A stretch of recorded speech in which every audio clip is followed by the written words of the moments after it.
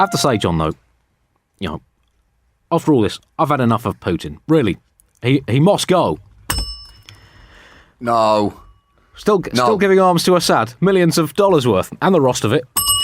No. So I went round to talk to my friend Peter, who has a parrot. But Pete wasn't in, so I spoke to his parrot instead. So I was saying to Peter's bird, got to stop. Every bell is a dagger to my heart. It's got to stop. And the parrot said, well, Andy, why don't you go and talk to Obama? So I thought, yeah, that's a good point. So I did. I went to Washington and I told the president he was being silly. Don't cancel the summit, I said, you absolute Bert. Ask him to sort out the Snowden schmozzle. That didn't really work, did it? I hope it picks up. Andy, this is the most chilling bell sound since Breaking Bad. The Syria business, the medieval human rights glitches. Oh, no, sorry, that came in too early. Kazan, no, he'll listen to you. And the president said he sure will listen. He's got amazing hearing. Incredible. He seems to understand things in different languages. I tell you, it's not natural. It's almost like he's got a computer on the side of his head. He does, I said. That's his cyber ear. Come on, Mr. President. It's almost like you're scared of him. I am a bit, admitted Obama. He wears such intimidating clothes. What was he wearing last time you had talks, I asked. Something furry and brown. Was it a moose pelt? No, said the president. No.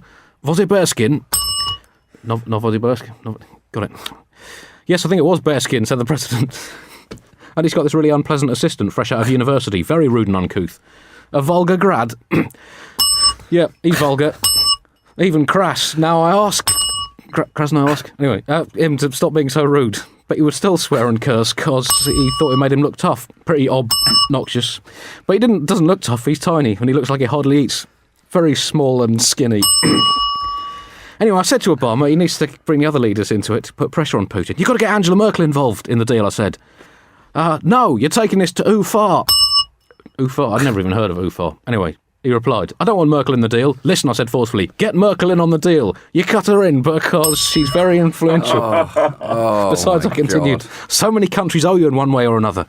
These are the type of favours you've got to be culling in gradually. Kaliningrad? You picked that up. Yeah. You're looking confident on that one, Chris. Yeah, OK, conceded Obama. You got a number? Yeah, I said, I think so. I wrote it down. Somewhere I got it. In a notebook or something.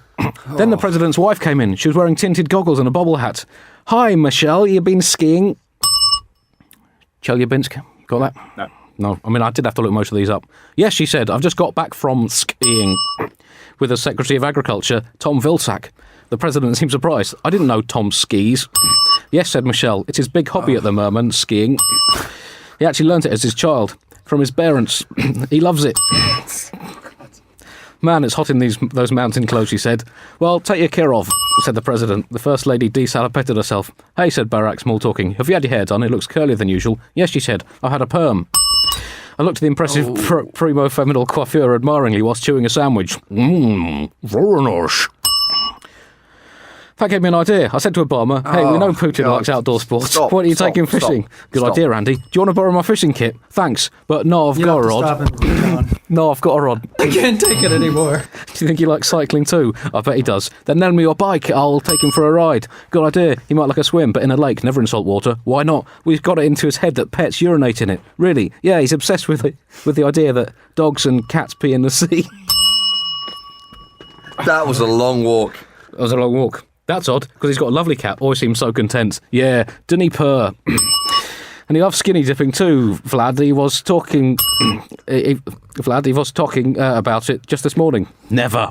Yes, but hey, eyes up. Why? Because he does this weird thing where one of his testicles twitches. He can't help it. It's involuntary. It's his famous bull tick. Whew. Oh, blast. I actually had quite a few more on that. For some reason, that last one bothered me more than the other. You know. Well, whoa, John. I don't know. John, I mean, let me. I don't know what to say, Andy. No, I'll tell you what. I know what to say. I'll tell you what you want to say, most John. of it's going to get bleeped out anyway. I've been getting a lot of little messages on Twitter, John. That you've been laying out the puns on the Daily Show, mate. No, I haven't. I've had a lot of complaints about this. A lot of complaints that you've suddenly been like firing out. I don't think that's true. I don't think you don't even notice it, mate. It's been if ever there has been, and I'm by no means admitting it, Andy. Yep. It's either accidental or so germane to the story That is harder to not pun. At no point have I forced a pun. You don't like natural puns. You like forced puns. You Americans, you're all the same. That's the most I've cried since semi-final Italia 90. The power is in your hands, Chris, to take that bell and throw it out of a window. Consider it done.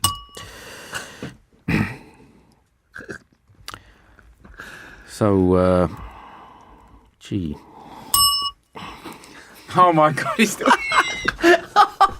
That's right. Get rid of that bell. The fact you were sitting on that one, like a smug chicken on a foul egg.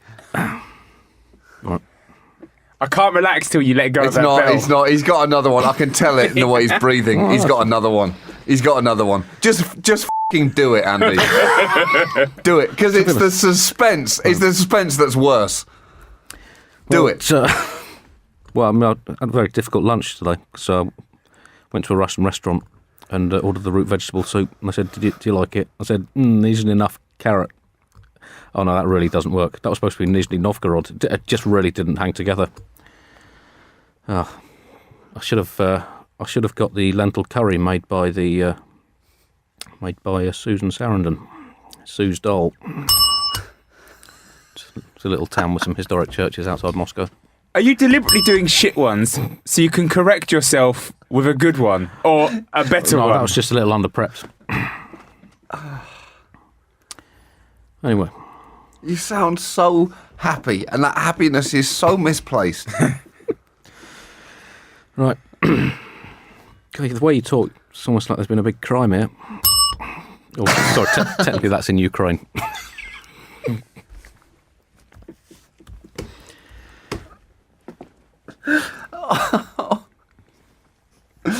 Oh dear. Well, it's been Andy? a while. What? Do I have your words that it's over? It's over, mate. It's over. I mean, I did edit it down as I was going along, actually, just for your sake. No, I don't want you taking this with you for 3 weeks off. You know, haunting you round the world. I've been clean for quite a while, though. To be fair. Yeah, the treatment's been. I know, but now, whatever chip you managed to get to, Andy, you have fallen off that wagon hard. You've woken up in the middle of a roundabout with a heroin needle in your arm and a bell in your mouth.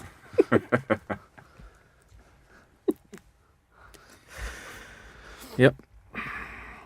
Sounds like the new Bugle logo.